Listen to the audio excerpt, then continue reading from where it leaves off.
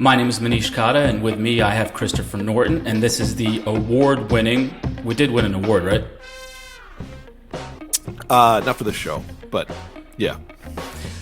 My name is Manish Kata, and with me is Christopher Norton, and this is the Pimp award-winning show, Industry Gossip. You guys once again continue to surprise and amaze us. Last month's show was over 10,000 views. Keep it up. Apparently you like listening to us. Christopher, what do we have? First up, AssetMark widens their offensive on Envestnet by creating an SMA mini market after they canceled the product in 2017 as demand for direct stock ownership shoots up. Underrated or overrated? I think this is very underrated, and kudos to AssetMark for doing this. There's going to be a huge push to lower the minimums for SMAs so more clients have access to it. Essentially, an SMA is just a custom version of a model portfolio. It allows clients to have direct ownership of certain stocks versus just buying the index. More news came out today, which we'll talk about later, that continues to broaden the appeal for SMAs. And so I think it's good that a TAMP the size of AssetMark is getting their act together and starting to offer SMAs like other awesome TAMPs in the industry like Potomac. I have received multiple inquiries from different publications who have begun to ask for their call for article submissions for their 2022 market outlooks, with an asterisk that you have to pay an administrative fee if they choose you, which they'll waive if you advertise. Underrated or overrated? I mean, enough already. This is so overrated. Why can't we just be clear with disclosures if you're going to do this, or don't do it at all? The pay for play when it comes to this stuff needs to end. Award dinners where you win because you buy a table, market outlooks that you have to pay to include. I mean, how thirsty of a wealth management firm do you have to be to pay someone to talk about your market outlook? Get the out of here. I don't know. I'm going to rethink the entire marketing department. You do my job for me, and then you pay me to use it. I'm in. Brilliant. Next up, Franklin Templeton is going to buy O'Shaughnessy Asset Management. Underrated or overrated?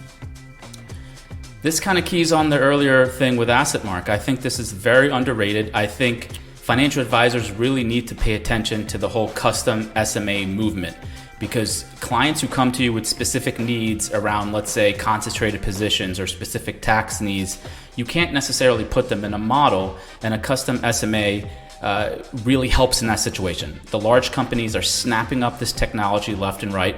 A firm like Potomac rolled out our custom SMA earlier this year, and frankly, it's kind of fallen on deaf ears, and I think that's a mistake for advisors that continue to ignore this. This news is underrated. Congratulations to them. They're good people over there, and I think this is going to be huge in our industry over the next 3 and 5 years. I'm going to deliver this next one with as little emotion as possible. FiComm Partners launches new integrated communications offering for advisors, AmpliFi. Underrated or overrated? All right, this is as overrated as news can get for a couple reasons. Look, we've been on record saying PR firms should stick to PR. They cannot market, they shouldn't promise marketing. And when you read the press release, it's typical smoke and mirrors. There's a proprietary process that will help you distribute and amplify your content. Blah, blah, blah. I mean, basically all this stuff is available for free on YouTube, on different blogs. You can follow our path on what we did. You do not need to pay consultants to tell you how to distribute content, because most people don't have content to begin with. Just make the content and set it out there. I'm so tired of these pitches. They're just nothing more than PR blitzes that have absolutely no meaning to them. I'm just disappointed I didn't get to do another monster truck voice like I did for the last one of these that came along. Truck Builder 180 or whatever it was called. Okay, last one for this show. Fidelity opens advisor access to fractional shares. Underrated or overrated? This is properly rated for 2 reasons. Number one, fractional shares are a really good thing for the industry, especially for smaller account sizes. Imagine you have an ETF, for example, that has $1,000 per share value. and a small client comes in, well, they're not going to be able to buy that without fractional shares. So it's really good for the small client. However, most of the software that advisors use aren't able to trade in fractional shares, so it kind of doesn't matter. For example, no shade, but the software we use is Orion. They're not set up for fractional trading right now. I know they're talking about it, but right now it's meaningless to us because we can't do it. And so it's important for the industry to have fractional trading, but as advisors, I just don't think the industry is quite ready, and hopefully it gets there soon enough. That will do it for this episode of Industry Gossip. Don't forget to smash that like button, subscribe, and we'll see you back next month. Thank you.